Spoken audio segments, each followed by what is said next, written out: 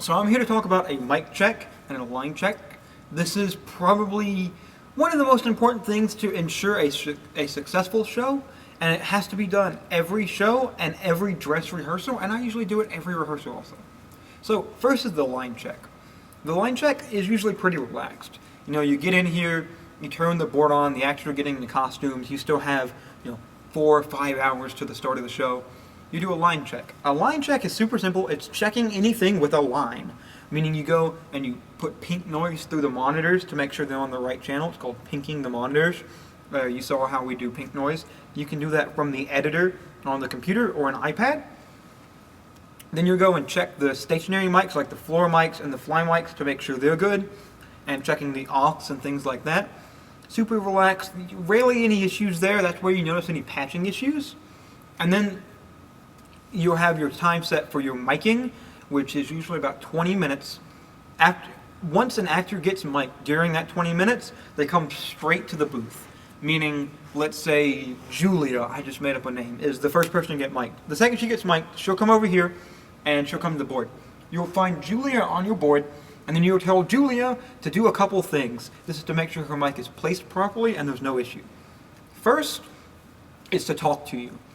Now this seems easy, but when someone says, talk to me, people rarely have anything to say. So you want to tell them what to say usually, like say the alphabet, or what did you have for breakfast? And then they'll talk and talk and talk, and then you'll tell them, move your head around. So they'll be talking and looking left and right and up and down, and they'll be talking to you and moving their head in a circle to make sure their connection's not loose and their tape isn't too tight.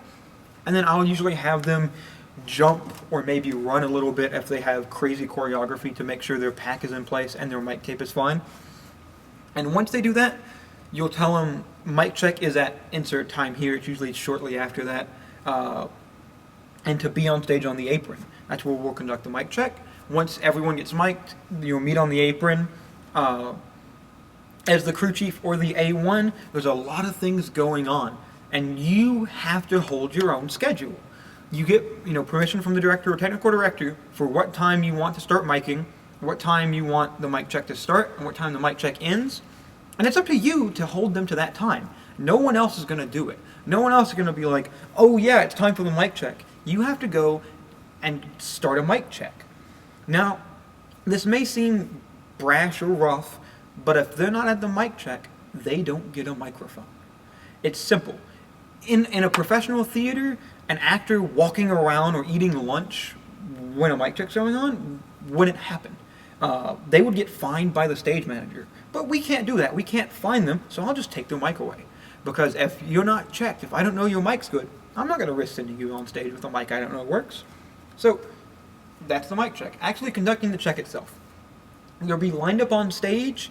You have to get quiet in the house. That's really simple. You just yell, quiet in the house. It helps to have front lighting on. So if you can yell to lighting or get them on columns and say, turn the caps on, that way you can see their face. Because when you're back here, it's very difficult to tell who is who. But you want to have a scene on your board labeled mic check. I made this mistake last time, and I ran it off the master, and I very quickly realized I don't know who RF6 is, and they don't know who RF6 is. So I have the scene made right here, this is for Beauty and the Beast, that is all the people mic'd in the beginning. And then I go from the board left to right. And I'll give them a few commands. It helps to have a microphone here. That way you can put it in the monitors and talk to them without having to scream. Though sometimes you do have to scream because you don't have a mic for whatever reason. But here's what it normally looks like.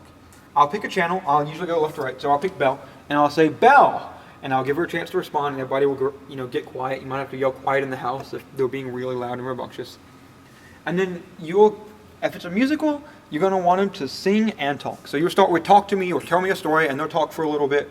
It helps if they can't think of anything to say give me some lines. And then have them sing for a minute if they're a large singing part. And then have them move around.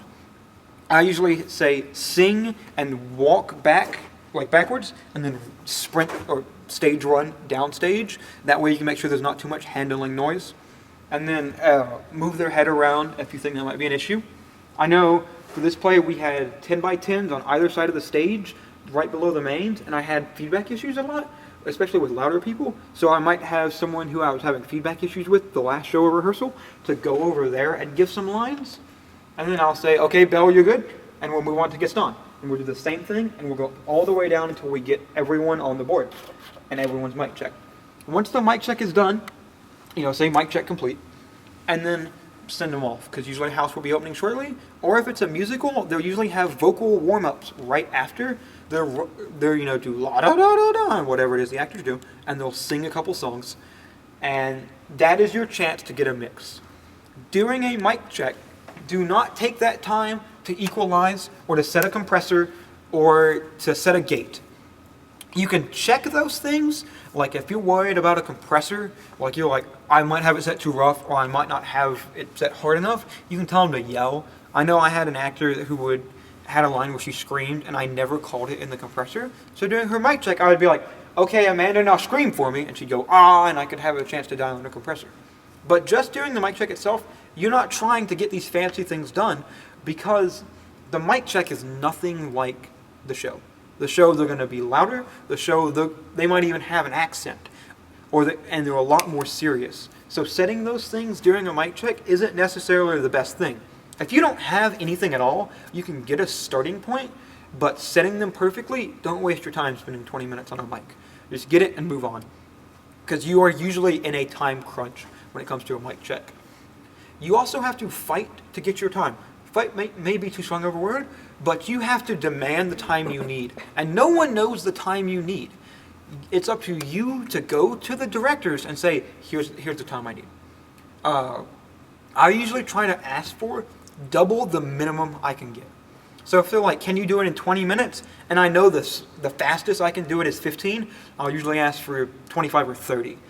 Because a perfect mic check can, go as fast as possible, but usually it won't be. Usually you'll have somebody out there adjusting the pat gain to get things like that set, that way you're not clipping anywhere or anything like that. And that allows time for actors that aren't where they're supposed to be rounded up and start late. Because I've never had a mic check start at 4 o'clock. It's always started at 4:05 or something like that, because it's running a little behind with miking because you're miking so many people or something like that. Or they're having a meeting or something small. But the mic check is the most important part. And the longer you spend on it, the better it will be. You can tell the difference in a show between a 30-minute mic check and a 15-minute mic check. It does, go to the law of diminishing returns. An hour mic check is not that much better than a 50-minute mic check, but a 15-minute versus a 20-minute mic check is a huge difference. So try to get as much time as you can, but be reasonable.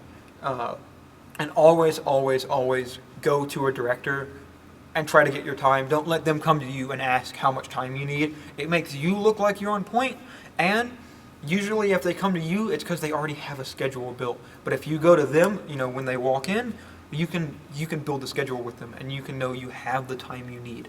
And that's really the mic check. Thank you. Thank you.